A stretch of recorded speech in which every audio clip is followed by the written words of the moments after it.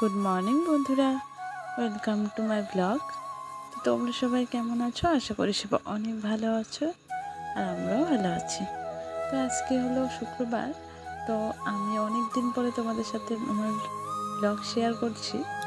তো মাঝখানে অনেক দিন দেওয়া হয়নি ব্লগ, তো আবার ভাবলাম যে আবার প্রথম থেকে শুরু করি, মানে আবার ব্লগ দেওয়া শুরু করি।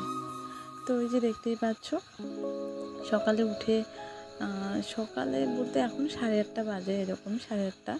সকালে উঠে চা বানিয়ে খেয়ে নিয়েছি, আগে মুখ টুক ব্রাশ মানে করে ছেলে আর আমি। তো চা বিস্কিট এগুলো খেয়ে নিয়েছি। তো ভাবলাম যে যেহেতু স্কুল নেই, তো ঘরগুলো একদম নোংরা হয়েছিল, তো ওগুলোই আজকে ভাবলাম যে পরিষ্কার করব। তা আগে আজকে সকালবেলা স্নান করিনি, একটু দেরি করে করবো, ওই 9টার মধ্যে স্নান দান হয়ে যাবে আর কি।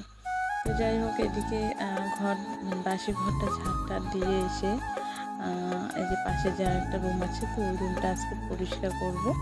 কারণ এই যে সাইড দিয়ে পিঁপড়ে, একদম কালো পিঁপড়েগুলো বাসা বেঁধেছে, তো দেখতে ভালো লাগছে না। আর মানে 3টে ঘরে এত যে মাকড়সা, মানে কেন যে এত মাকড়সা হচ্ছে বুঝতে পারছি না। এতটা মাকড়সা ছিল না, একদম সকালবেলা উঠে ঘর থেকে বের হলে মনে হয় একদম মাথায় মুখে মাকড়সার জালগুলো লাগে আর কি, খুব বাজে লাগে, ভাল লাগে না।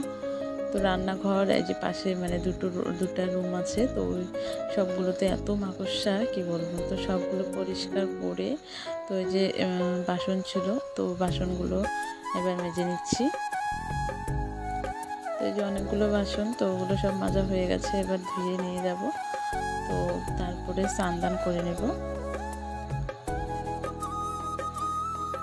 তো বন্ধুরা, আমার স্নান দান হয়ে গেছে, তো বাসনগুলো তখন তো নিয়ে এলাম দেখতে পেলে। আর এই যে স্নান দান করে যে চলে আসলাম, এবার গ্যাসটা মুছে নিচ্ছি। তো গ্যাসটা পরিষ্কার করে তারপরে বসিয়ে দেবো ভাত, কারণ চা তো খাওয়া হয়ে গেছে, তো চা খাওয়া তোমাদের সাথে শেয়ার করতে পারিনি।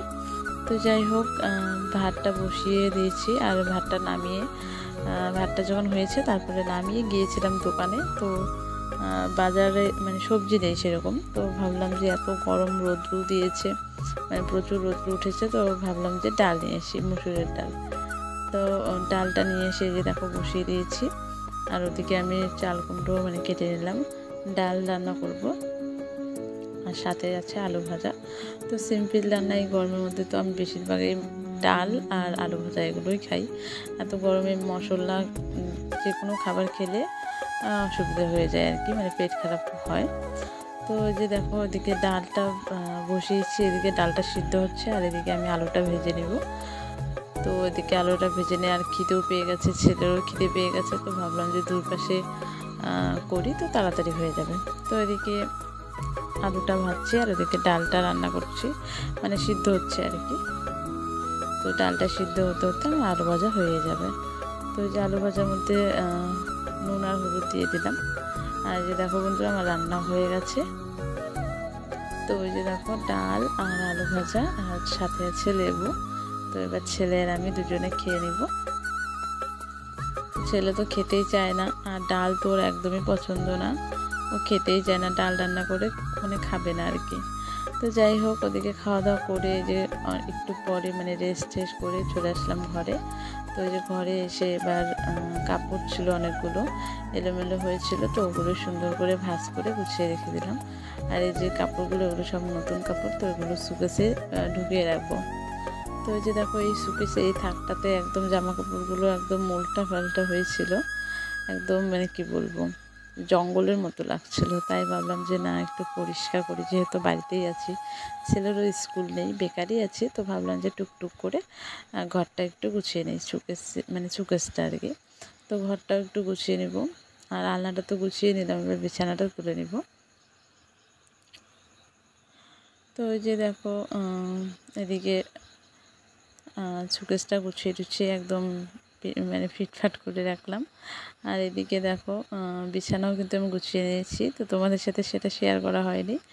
আর এই যেদিকে এখন বিকেলবেলা, ছেলেকে খাইয়ে দাইয়ে ঘুম পাড়িয়ে দিয়েছিলাম স্নান দান করে, আর আমিও ঘুমিয়েছিলাম একটু।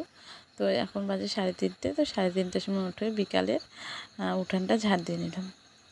তো ওই যে দেখতে পাচ্ছ, এখন হলো সন্ধ্যা। তো শুভ সন্ধ্যা বন্ধুরা। আমি এদিকে বসিয়ে দিয়েছি দুধ, তো সাথে চা হচ্ছে আর কি। তো চলো আজকে ভিডিওটা এ পর্যন্তই। যদি আমার ভিডিও তোমাদের কোনো কারণে ভালো লেগে থাকে, তাহলে তোমরা যদি চাও তাহলে কিন্তু আমাকে তোমার বন্ধু করে নিতে পারো। তো চলো আজকে ভিডিওটা এ পর্যন্তই। ভালো লাগলে